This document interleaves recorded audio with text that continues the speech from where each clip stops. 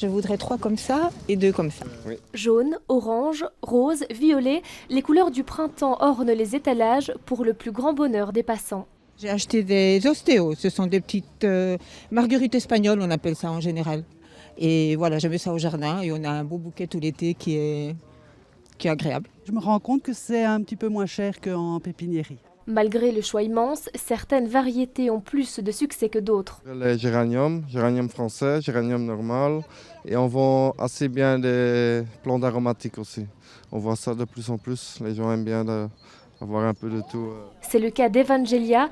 Du haut de ses 6 ans, elle a déjà la main verte. De la roquette? Ouais, de la roquette. Ouais. Et elle sait exactement ce qu'elle est venue chercher aujourd'hui. Des fleurs et des plantes pour notre jardin et notre maison. Et qu'est-ce que tu as dans les mains? Du romarin et des œillets. Côté légumes, ce sont les courgettes, tomates et aubergines qui ont la cote. Les tomates, c'est plutôt sous serre. Et de nouveau, on peut les planter directement et mettre un voile de protection en cas de gelée. Sinon, on peut les garder à l'intérieur encore jusqu'à ce moment-là avant de pouvoir les planter dehors et sous la serre. Et pour ceux qui ne sont pas si bien équipés, il y a aussi des petites tomates en pot qu'on peut garder sur un balcon ou à l'intérieur. Et on varie seulement selon le pot pour la largeur pour qu'il y ait plus d'espace. Mieux vaut attendre la mi-mai que les seins de glace soient passés avant de semer et repiquer. Dans ce cas, vous ne prendrez aucun risque.